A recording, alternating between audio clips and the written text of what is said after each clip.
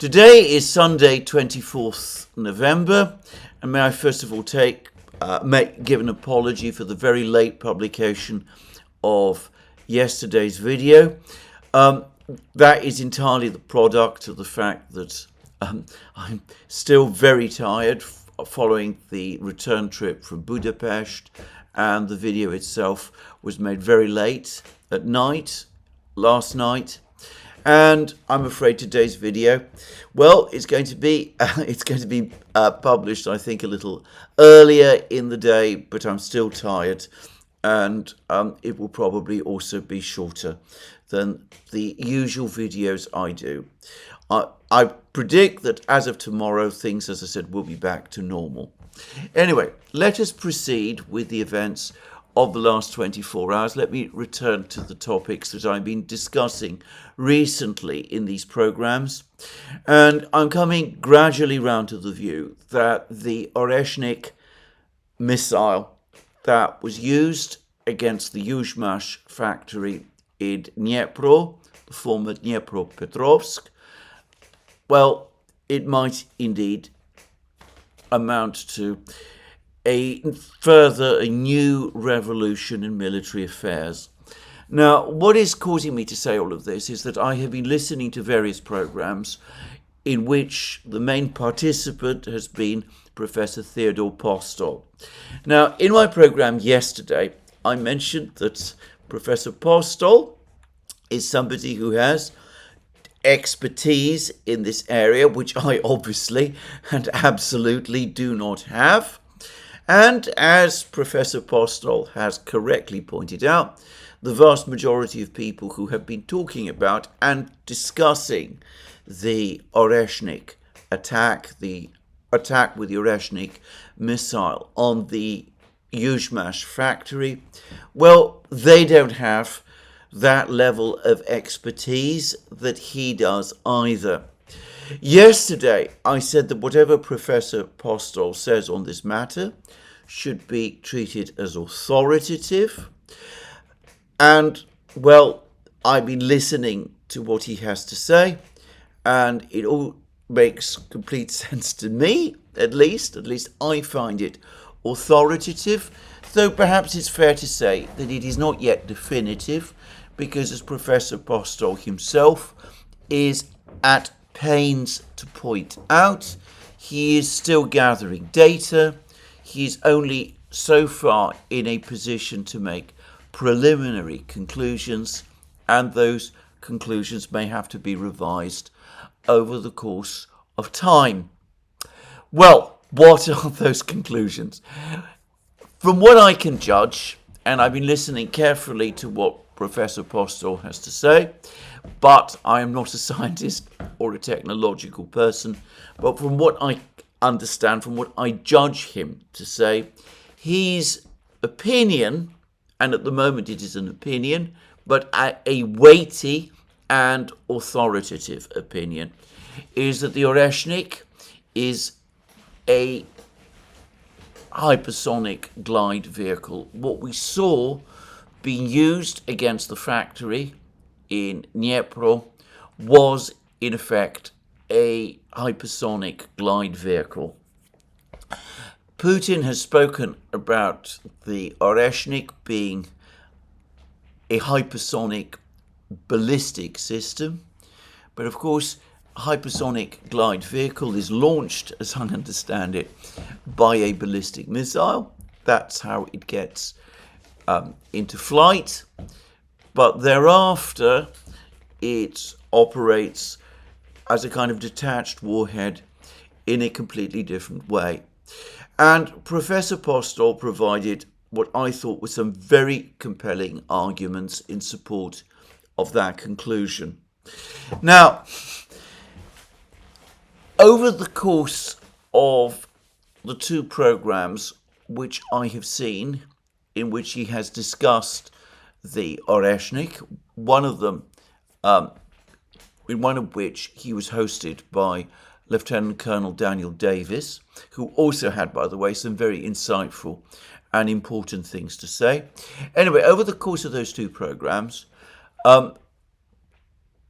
photos, and I think in one case film, were released, which purportedly shows the Oreshnik in flight. Now, if this film is real, and I'm not absolutely certain, by the way, that it is, well, if this film is real, then it appears to confirm Professor Postel's opinion that we are looking at a hypersonic glide vehicle, and a very awesome spectacle it is. Now, the reason for my caution is that so many photos and pictures and films have appeared over the course of this conflict. It's become very clear to me that what appears on film and photos is not necessarily real.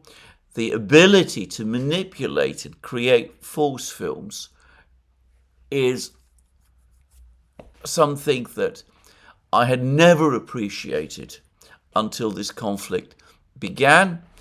And as I'm not fully sure of the provenance of these pictures and films, I'm going to reserve judgment upon them. Possibly they're true, maybe they're not. I think Professor Postel's views stand by themselves. As I said, he was not expressing his opinions based on those pictures. We'll just have to wait and see whether those pictures are correct, and whether, in fact, if they are correct, they will cause Professor Postel to modify his opinion about what happened.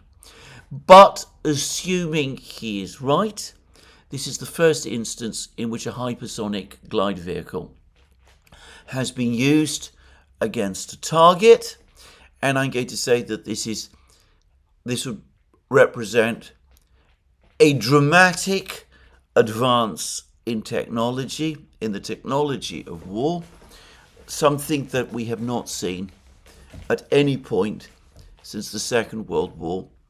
In fact, I would argue that it would represent as momentous a revolution in military affairs, to use Russian military language, as the developments in the 1940s of the nuclear bomb and the long-range ballistic missile were. Those two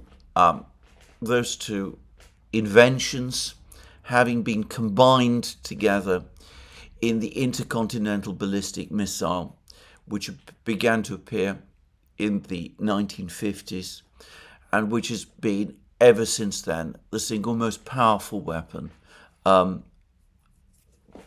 possessed by any military anywhere. Well, this system would represent a radically new technology. We have known that this concept, this type of system, has existed.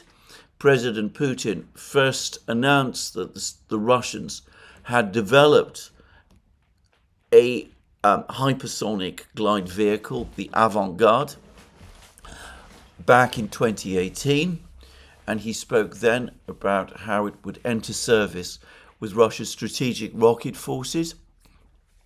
The Avant-Garde was a system designed for launch by intercontinental ballistic missiles. In other words, it was designed as a strategic weapon. The Oreshnik is different. It appears to be intended for conventional warfighting, in other words, for non-nuclear warfighting, using some kind of very advanced warhead technology, which is also described very interestingly by Professor Postel himself, with explanations of why we saw many different warheads striking at the same target, the Yuzhmash factory in Dnipro, and explaining how that might work. Now, some time ago, about a year or perhaps longer ago, I remember an article appeared in the Financial Times in which there were reports, there was a detailed account of how the United States had monitored a Chinese test of a hypersonic glide vehicle which circumnavigated the Earth and then, to American astonishment and dismay, appeared to launch multiple objects at a specific target. And even more than the fact that this was a hypersonic glide vehicle, something which, by the way, the United States has not so far managed successfully to develop, it was the ability of that vehicle to launch multiple warheads that seemed to shock and worry the Americans. Well, it looks as if the Oreshnik does exactly the same thing.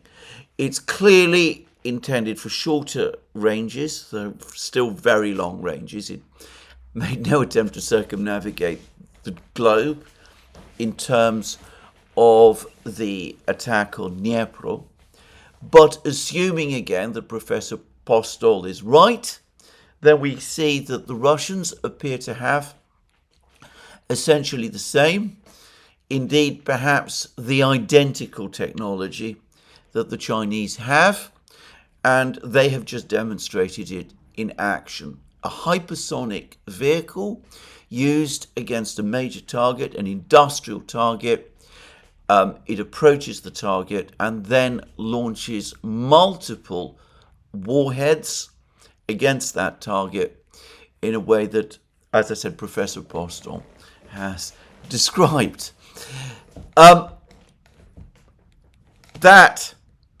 Assuming all this is true, that then begs a whole number of very, very interesting questions, because to say it straightforwardly, I cannot imagine that the Chinese and the Russians have developed this technology entirely independently of each other.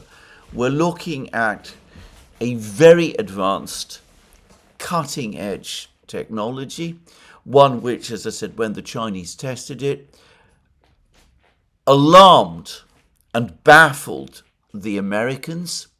And I think it beggars belief that two countries would be able to develop and place it in service entirely independently of each other. Now, this is a guess, but I can guess. My guess is that the Chinese and the Russians have been working together on this program and have been doing so for some time, probably for many years.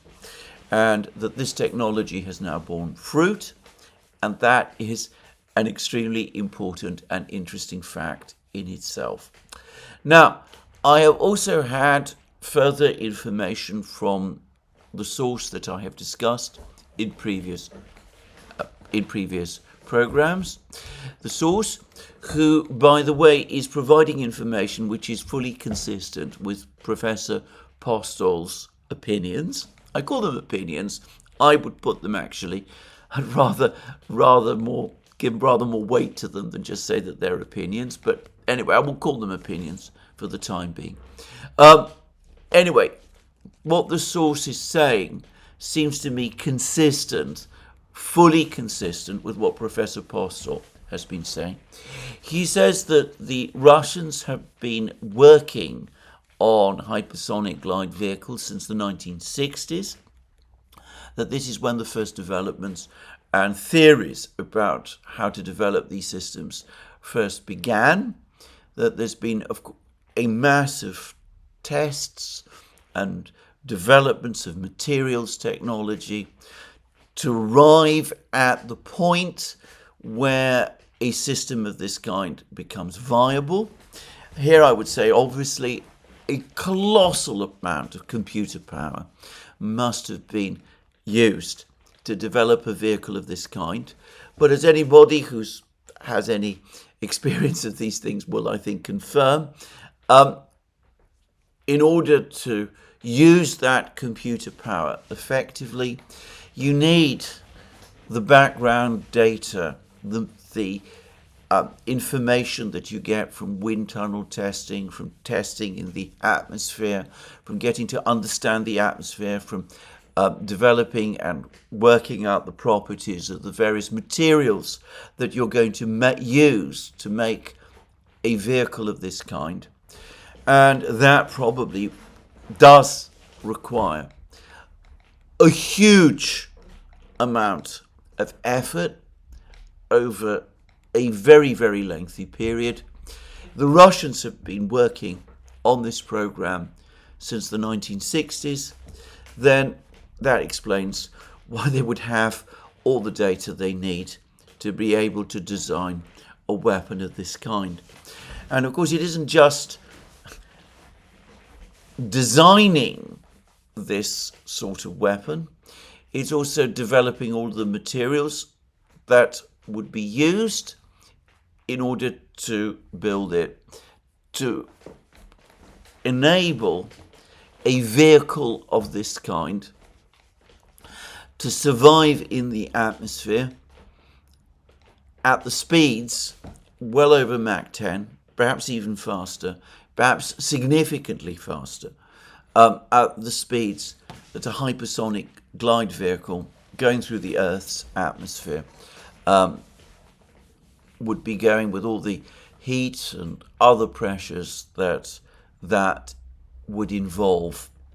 And again, this source has provided some information about the materials that would be used, and I have to say this is a challenging technologies based on what this source is telling me. And he's also told me about the explosives that the warheads themselves might use. I mentioned this yesterday in my program. I said that we would be looking at, according to this source, we're looking at the development of a explosive, first developed by the Germans, apparently in the 1980s, though significantly refined by the Russians since then, and the explosive, which has the character of a metal, apparently this explosive in its original German form, Swiss German form, went by the name of Holtex, though I suspect that we're looking at something significantly more advanced now. This source also went on to say that the Russians are now working on the possibility of using the technology that was used to develop this explosive, using the same technology to develop more advanced rocket engines. So we can see that the chemical industry is playing a major role in the development of this weapon system, and with all of the many other types of technologies around it. Now, the point I'm going to make about this is, firstly, it looks as if we are dealing with a completely new weapon. Now, Putin made that point in his address, which I discussed yesterday. He said that this is a weapon that has no analog, but also which is not an update or a evolutionary development of the various weapon systems that were produced during the period of the Soviet Union. And that is absolutely true. The Soviet Union might have initiated development of hypersonic glide vehicles in the 1960s, but it never achieved maturity of the technology and never deployed them. In fact, in the technological world of the 1980s, I suspect that would have been impossible in any part of the world. So this is a completely new weapon. It is not the Rubesh, as I suggested in previous programs. It doesn't appear to have any connection to the Rubesh at all. About a year ago, another source, who is, by the way, an engineer and who is familiar with the workings of the Russian military-industrial complex, told me in conversation that the Russians have a practice when they decide to acquire a new capability of taking a very high risk, high technology approach and simultaneously hedging by launching another parallel program which takes a much more low risk, much more conservative, much lower technology approach. And I suspect that that is what the Rubesh was. The Rubesh was probably placed under development in case work on the Oreshnik failed. It would have similar range. It would not have the same extraordinary capability, but it would do the job. As I remember, some years ago, reports began to appear in the Russian media that the Rubesh had been frozen, the Rubesh development program had been frozen, so that work on hypersonic glide vehicle technologies related to the avant-garde system would proceed. And that, with hindsight, appears to be a sign that the Russians, some years ago, realized that the high-risk, high-technology system, the Oreshnik, would indeed succeed, that it would result in a viable and effective weapon system, and that the Rubesh was therefore no longer necessary, which is why work on developing the Rubesh stopped some years ago, as I remember. So there we are. If Professor Postel is right, and again I have to always qualify that by saying that, if Professor Postel is right, we have seen an entirely new technology, never used before, deployed for the first time in a battlefield situation. As I said, a technology completely different from any other used since, well, the 1950s, when the first intercontinental ballistic missiles with nuclear warheads were fielded, and the first artificial satellites were placed into space, creating the military technological universe which we have up to now been familiar with. This is a revolution, to repeat again, in military affairs, and I'm going to suggest that it is going to make the nature of warfighting, as we have known it, obsolete.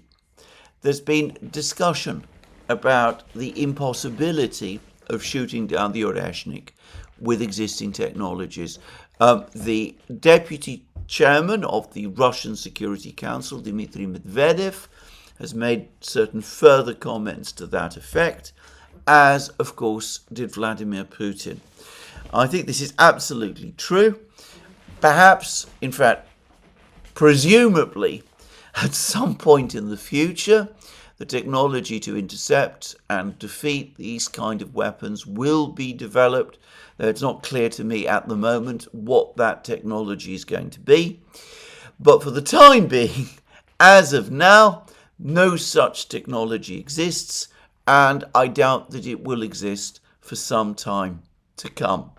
So, we now have, the Russians have, probably the Chinese also have, a technology that enables them to conduct strikes over thousands, perhaps tens of thousands of kilometers, using conventional warheads, but conventional warheads with potentially enormous destructive power, strikes carried out at incredibly high speeds and at very high levels of precision, strikes which there is no air defense system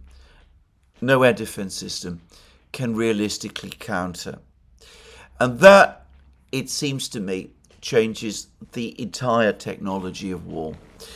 To give one example, there's been much discussion over many years, going back all the way to the 1970s, about whether aircraft carriers were viable systems, war systems. Well, I have tended to take the view that probably they were, though anti-ship missiles had been developed to a very high degree. Until relatively recently, the United States in particular, which is the country, of course, which operates aircraft carriers, had been able to create within an aircraft carrier task force a group of complementary warships which would provide air defense to the carrier and which would enable the carrier to intercept, or rather the carrier group to intercept incoming anti-ship missiles, including supersonic ones. Now, all began to look less likely as the high-end supersonic missiles, the KH-22, and then the hypersonic Kinjal and Zircon missiles began to appear.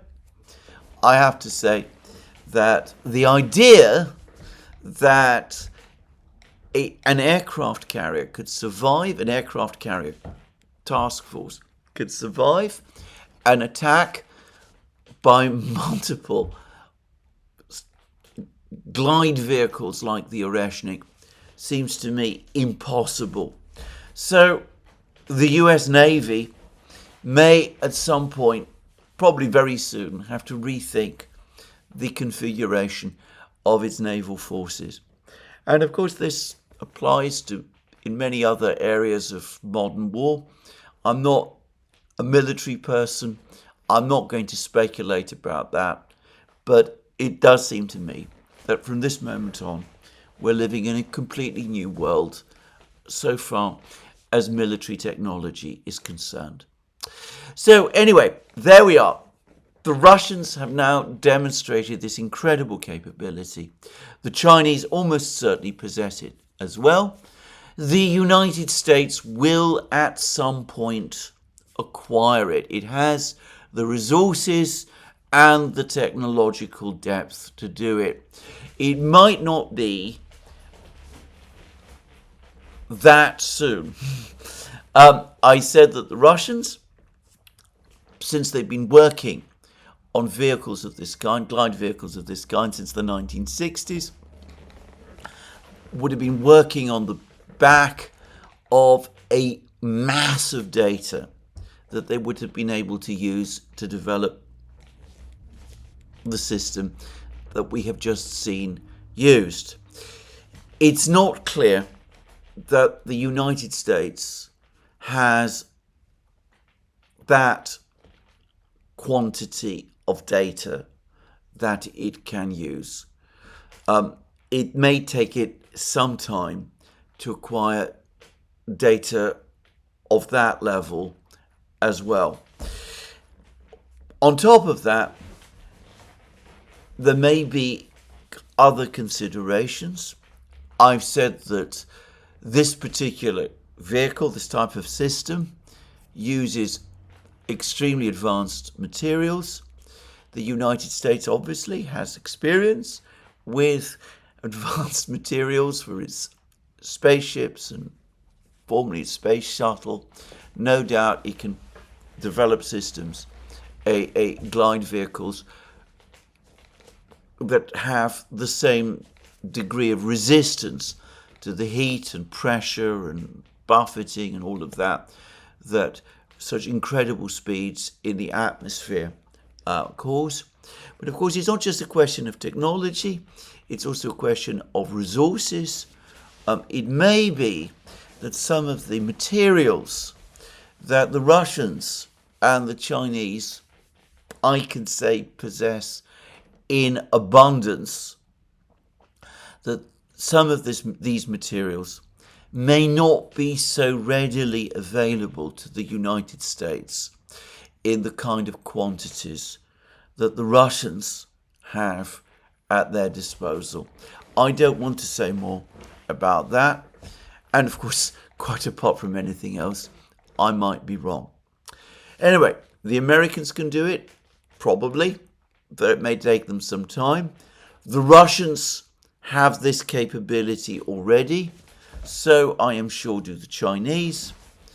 I don't think there is anyone else, anywhere in the world, any other country, that can reproduce this technology anytime soon. The missile strikes that Iran and Israel launched against each other in October seem, well, I'm not going to say primitive, but certainly they were conducted at a significantly lower, a much lower technological level than what we have just seen. And if we are talking about the ATACMS and storm shadows which have been used against Russia over the course of the last 7 days, one of the longest 7 days, by the way, I can remember since we first started making programs on the Duran. Well, those systems, the ATACMS and the storm shadows, based on the technologies that had matured in the 1980s, those missiles seem almost, well, I would say primitive by comparison with what the Oreshnik appears to be. So there we are, potentially a revolution in military affairs. The Ukrainians are reacting in an entirely predictable way to this event. They're in denial about it. As I said yesterday, Mikhailo Podolyak is denying that the Oreshnik even exists. Zelensky is now saying that he needs the West to supply Ukraine with new air defense systems that can counter the kind of threats that the Oreshnik presumably poses. Where he thinks the West is going to find these air defense systems, when all the scientists, all the technological people say that technology simply does not exist, I have absolutely no idea. It again demonstrates the disconnection from reality that we see in Kiev on an almost continuous basis. And, well, the Ukrainians have been very reluctant to tell us very much about the extent of the damage to the Yuzhmash factory in Dnipro. I am not sure, and I don't know how extensive the damage to the factory has been. One is getting lots of contradictory rumours and reports. Satellites, the first satellite photos have appeared, but I'm not in a position to make any judgments about them, and I understand there's some doubts about the provenance of these photos. What I have heard from sources in Dnipro itself is that the entire factory is now sealed off, that it's actually impossible to visit. The Ukrainians have so far, as of the time of making this program, produced no photos of the factory itself. It could be, as The Guardian, for example, said this morning, that this is purely a demonstration strike, that no intention existed to inflict major damage. Or it could be, on the contrary, that enormous damage was done, but that the Ukrainians don't want us to know about it. Anyway, there it is. There is a certain reluctance in Ukraine, an understandable reluctance, to admit to the potency of this missile, if that's a correct description of it. And I think in the West, it's the same. There is a lot of discussion, a lot of argument. President Trump continues to try to form his administration. There's speculations about what President Biden is going to do. The European leaders appear to go about their ways. But secretly, I suspect, everybody is very, very shocked and deeply alarmed by what has happened. There appears to be a concerted attempt to try to say as little as possible in public about the Oreshnik strike, perhaps so as not to alarm Western publics. There's a NATO meeting being convened on the 26th of November. The NATO Secretary General Mark Rutte has been to the United States, where he's actually had a meeting with Donald Trump. One would love to know what the two said to each other, but no information about that meeting has been provided. I suspect that, again, the nature of the Oreshnik strike played a significant part in the discussions. So, as I said, we will see what NATO decides, what decision it makes, and whether or not the policy is amended or changes. The Russians, for their part, have, I think, made it fairly clear that if missile strikes on their country continue, and there were reports in the US media today that there is absolutely an intention to continue with missile strikes, this time targeting facilities in Russia's Rostov region. If that does actually happen, the Russians will retaliate. They will launch further missile strikes using the Oreshnik, perhaps initially on targets inside Ukraine, but as Putin pointedly reminded everybody, the Russians also reserve the right to use the Oreshnik against military facilities in Europe as well. So there we are, a dramatic event. Those of us who have long memories will remember the shock that existed in the United States and the West following the launch by the Soviet Union in 1957 of the first artificial satellite, Sputnik 1. This is before I myself had been born, but I can still remember people talking about it 10 years later. I suspect that once there's been full understanding of what appears to have happened, we're going to see something not dissimilar to the Sputnik shock in the West again, though the West no longer has the technological and industrial leadership that it did in the 1950s, which enabled it to respond rapidly to what had happened to the Soviet Union's launch of the first artificial satellite. I think that this time, in the situation that exists in the world today, On the contrary, the balance of resources, the balance of advantage in terms of resources has decisively shifted in favor of the Eurasian powers. Anyway, there we are. That's what I want to say about this program. Now, I have said in many programs recently that I have lost touch with the realities, the nature of the actual battle on the ground in Ukraine, and I've spent some part of today trying to catch up on events. I'm not going to pretend that I have been able to do so fully, but I have come to certain conclusions. Firstly, it's clear that the Russians are advancing, that they have the initiative on every part of the contact line. Today, the Russian Defense Ministry confirmed that the village of Darino in Kursk region has now been captured. This is a village southwest of Sudzha. Deep state, by the way.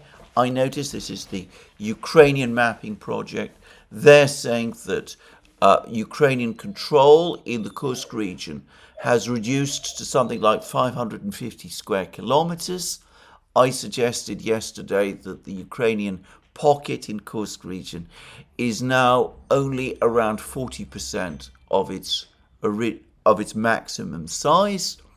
That seems to be consistent with what DS is saying, with Darino apparently now under Russian control.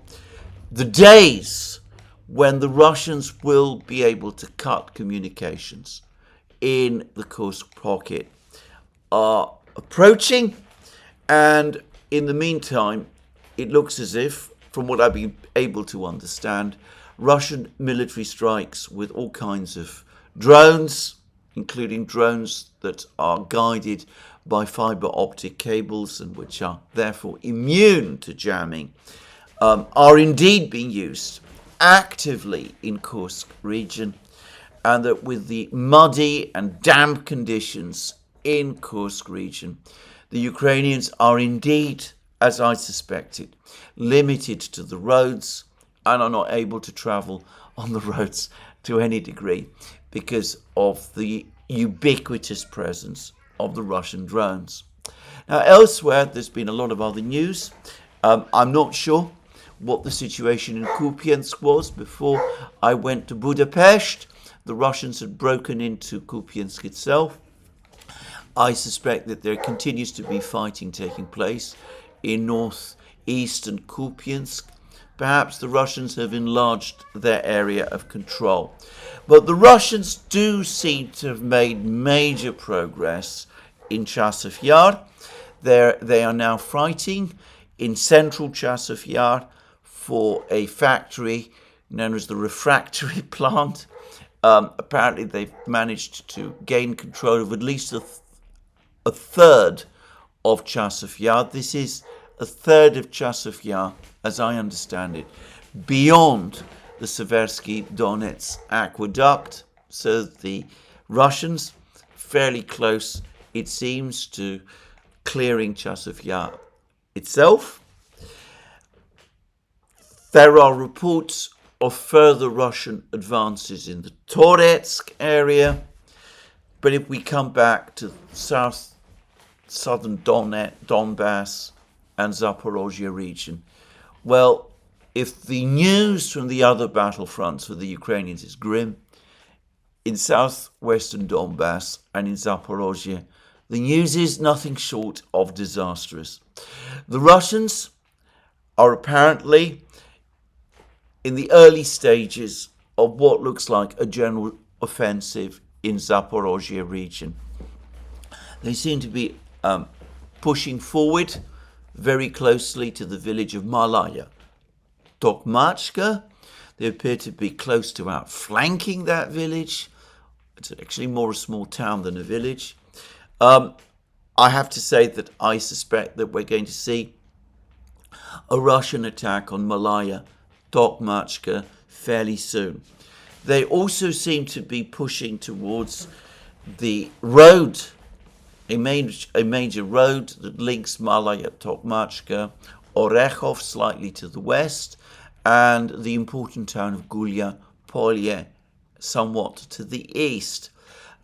If the Russians reach this road and capture some of the villages located on it, then this will undoubtedly further reduce Ukrainian communications in Zaporozhye region. The one thing I would say is that this offensive does seem to be very much in its early stages. There's still obviously a lot of work for the Russians to do there. But further east, around Velika Novosilka, situation appears to be very different. Now, there's been various agonizing comments by Ukrainian soldiers in the general area of Velikaya Novosilka. They're talking about the Russians closing in on the Velikaya Novosilka, both from the east and from the west. The positions to the east seem to have collapsed. The Russians seem to be advancing on Velikaya Novosilka itself from the southeast.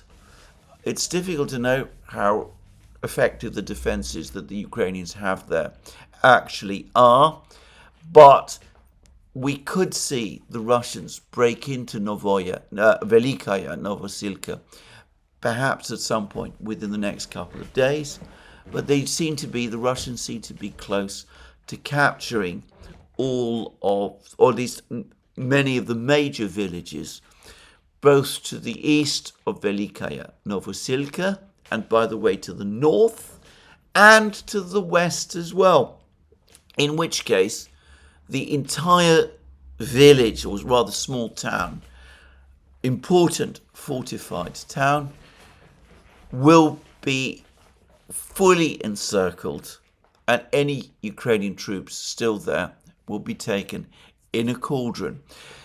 This is like the Battle of Ugleda being conducted at high speed.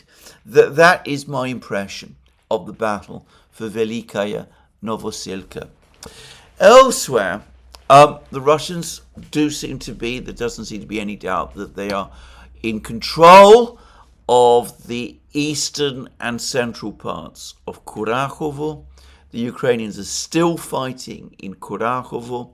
It's clear, however, that the Ukrainian positions south of Kurakhovo are crumbling, and the Russians seem to have taken control of most and perhaps all of the north bank of the Kurakhovo reservoir. And Radovka claimed some days ago that they're even able to land troops by boat across the reservoir in Kurakhovo itself. And the Russians also are continuing to advance west of Selidovo, which of course they captured a few weeks ago, this important logistical hub and town between Kurakhovo and Pokrovsk, that the Russians continue to advance west of Selidovo. And it's clear to me that they're preparing for an attack, an offensive against Pokrovsk itself, with the obvious plan being to cut off Pokrovsk communications from the west, from Dnipro through Pavlograd, to cut the main road to Pokrovsk, leading to the major Ukrainian positions west of the Dnieper. So, a catastrophic situation. In the meantime, the Russian drone and missile attacks across Ukraine continue at pace. I saw pictures today of Russian Geran drones operating unmolested over what I understand are the skies of Kiev. This in open daylight, in daylight hours, which seems incredible. It looks as if the damage to the Ukrainian energy system, which had already been massive in the spring and summer, but the Ukrainians did apparently conduct some rudimentary repairs over the course of the next few weeks. Anyway, the constant Russian missile and drone attacks that have now resumed have again brought the entire energy system to the brink of complete collapse and crisis. There are lots of articles now, including in the American media, about how critical the situation for Ukraine is going to be over the course of the winter, and that blackouts and energy cut-offs are now inevitable.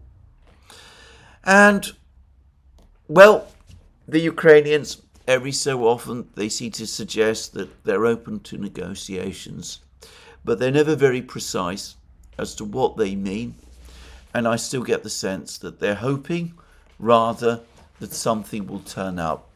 They're staking their hopes that Donald Trump will somehow save them in some sort of way, and that they will not make, or that they will not need to make any concessions, any substantive concessions. Why they believe that Donald Trump will exercise that level of sympathy in their favor, I'm not really sure, but desperate people will cling to any hope. In the meantime, article in Bloomberg has spoken about how President Biden apparently gave serious consideration to issuing an invitation, a formal invitation to Ukraine to join NATO. He was apparently dissuaded from doing that because of opposition from some of the other NATO countries. Apparently, however, remains determined to provide Ukraine with any other conceivable weapon system that he can. But then Bloomberg goes on to tell us that his scope to do that is limited because there's insufficient time to restart or to start production of any new weapons. The stockpiles of old weapons have been exhausted, and whatever weapons he now provides to Ukraine are coming out of the US's existing limited stockpiles, so that he might not be able to continue doing what he's doing for very much longer. But one way or the other, he is going to bequeath a difficult legacy in this regard to Donald Trump. Now, the Pentagon is publicly sounding its alarm about this. A senior U.S. naval officer, Admiral Sam Paparo, commander of the U.S. Indo-Pacific Command, gave a speech to the Brookings Institution this week, in which he said that the drain of advanced weapons to Ukraine is now starting to affect U.S. combat readiness in the Pacific. He said that denying that this was the case was simply dishonest. And he says that with some of the Patriots that have been employed, some of the air-to-air missiles that have been employed, it is now eating into our stocks. To say otherwise would be dishonest. And Paparo is reported to have said that none of these weapons are preserved for any particular theatre, but none can move with alacrity to any theatre. Inherently, it imposes costs on the readiness of the United States to respond in the Indo-Pacific region, which is the most stressing theatre for the quantity and quality of munitions, because China is the most capable potential adversary in the world. So that's Admiral Paparo. I'm sure that he speaks for many people in the Pentagon. I'm going to go further. I'm going to say that I cannot imagine that he would have spoken in this forthright way without first getting the agreement of top officials in the Pentagon. They must be increasingly alarmed at the way in which President Biden is gambling the entire House on one losing proposition, which is, of course, his war in Ukraine. I'm going to finish with two quick further observations, which to my mind, well, one of them demonstrates the level of denial and anger that exists on the part of some of Project Ukraine's supporters.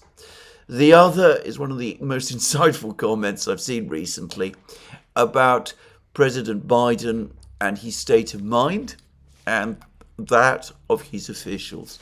The first is a statement made by the British Ministry of Defence. The British Ministry of Defence, as everybody knows, publishes regular daily briefings about the war in Ukraine. I've stopped paying any attention to them for months now. But the latest one was peculiarly bizarre. They say in it that the level of losses that the Russians have experienced over the course of the Ukraine war, which they put at 700,000, they provide no breakdown or explanation of this figure. Anyway, this has supposedly derailed Russian plans to create a modern, professional combat force, presumably comparable to those of the Western powers, and that appears to explain, if one follows the reasoning of this briefing, the fact that the Russians have still not achieved victory in Ukraine. Instead, the Russians have had to reduce the quality of their army. They've had to return to a mass army. The Russian military has grown weaker as it has and has become even more inferior to Western armies than it was before the start of the war. This is completely at odds with what was recently said by NATO's military commander, General Cavoli. He said that the Russian army today is actually more powerful and better than it was at the start of the war. I don't think anyone would disagree. Anybody also who is familiar with the state of the British military and of the European militaries would find these comments by the British Ministry of Defence bizarre to the point of being frankly outlandish. I can't help but feel that this briefing is partly a product of the Oreshnik effect. Someone in London wants to counter the impression that the Russians are indeed technologically advanced and ahead, and therefore that person, whoever he or she is, has rushed out this briefing, which I have to say seems to me one of the most bizarre and eccentric briefings that the British Defence Ministry has published over the course of this war against pretty stiff competition. Incidentally, another report in the BBC says that some British officials and politicians, obviously these are not named, are now talking about the importance of getting negotiations going and of trying to pressure the Ukrainians to engage the Russians in negotiations. though if you read the BBC article carefully, it's obvious that these British politicians and officials still cannot fully grasp that the war in Ukraine is, as I have said many times recently, effectively lost, and as the Oreshnik strike has demonstrated, the Russians are now in a position of overwhelming advantage. The other piece I wanted to comment on was of an entirely different kind. Whilst the first, the one from the British Ministry of Defence, is borderline ridiculous, this one is genuinely insightful. And it is by the Indian diplomat M.K. Bhadrakumar, one of the most insightful commentators around,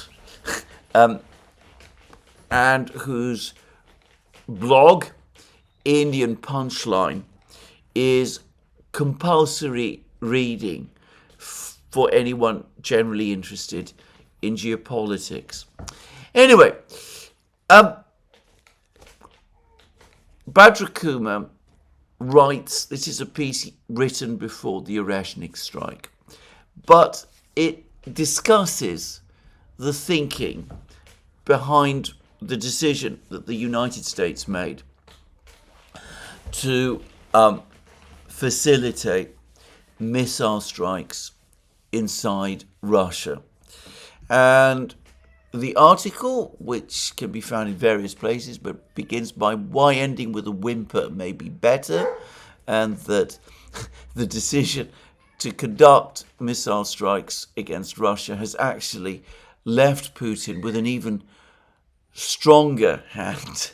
Anyway, the article says that decades after US President Joe Biden disappears as a footnote to a turbulent chapter of American political history, his authorization of the use of US-supplied ATACMS tactical ballistic missiles for strikes inside Russia will remain a mystery. First, the timing. Biden waited till November 6th. He had a plan A in case Kamala Harris won and a plan B in the scenario of a Donald Trump presidency. Biden has initiated plan B, which dares Russian President Putin to respond with nuclear retaliation. Biden sees it as a win-win. If Putin acts as promised, a nuclear confrontation ensues, which would disrupt Trump's hopes to normalize the Russian-American relationship. If Putin doesn't react, Moscow's nuclear deterrence increasingly looks like a bluff, and the Ukrainian war gets Trump-proofed till 2028.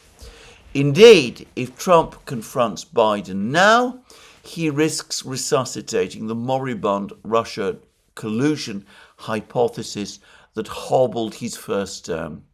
So Trump plans to get away to his new golf course in Scotland.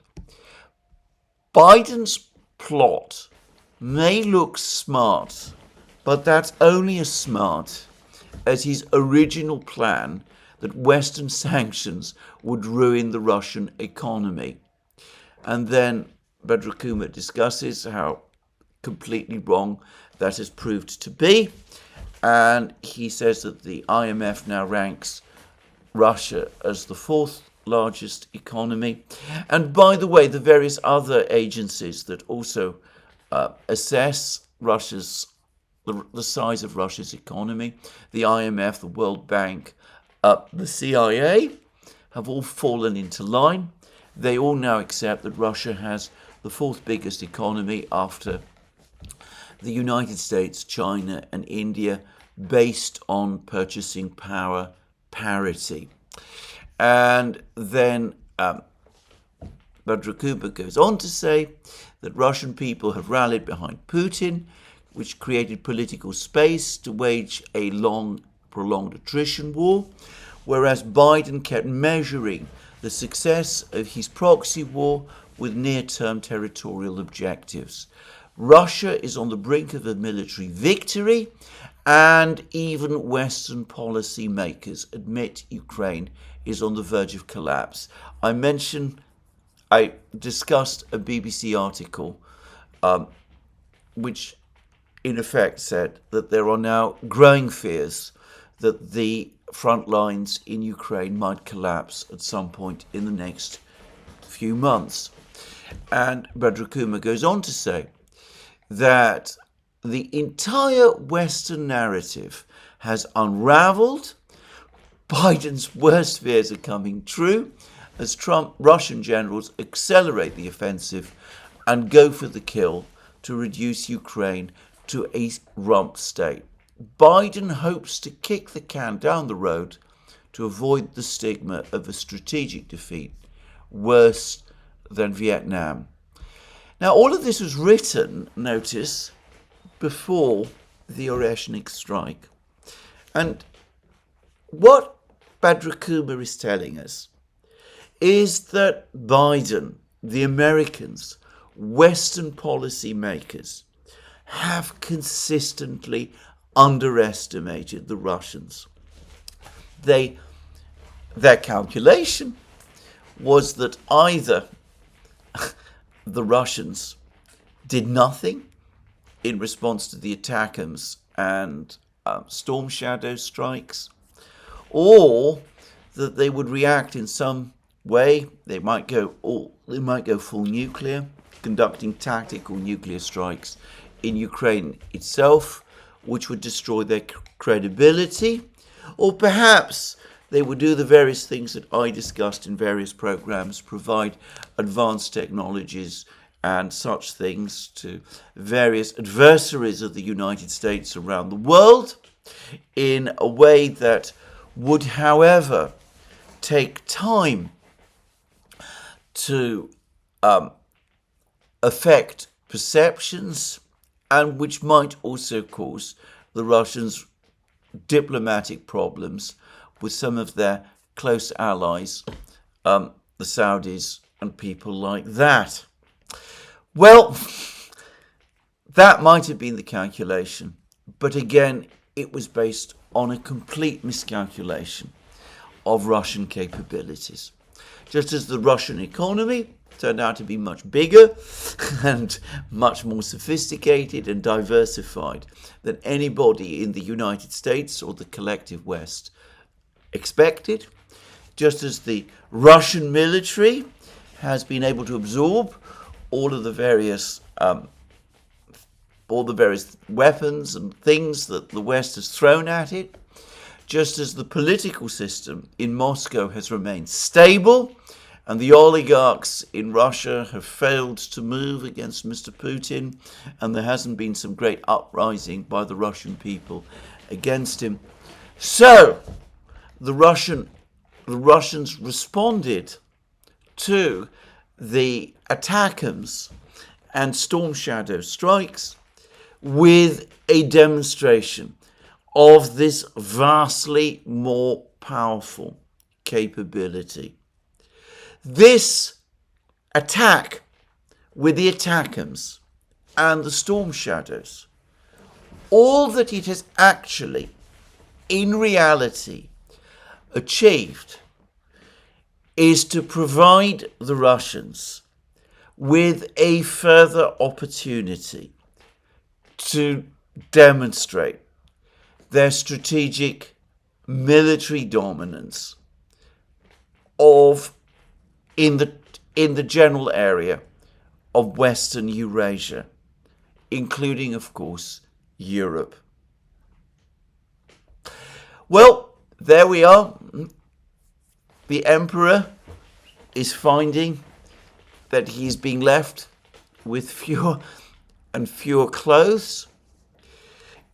We'll see whether Donald Trump does indeed effect a change of course before it becomes clear that the emperor has no clothes at all. Anyway, there we are. That's where I finish my program today. Longer than yesterday's, still shorter than some of the ones I've been doing in recent months. But this is my program for today. Let me remind you again that you can find all our programs on our various platforms, Locals, Rumble and X. You can support our work via Patreon and Subscribestar and by going to our shop, links under this video. And last but not least, if you've liked this program, please remember to tick the like button and to check your subscription to this channel. That's me for today. More from me soon. Have a very good day.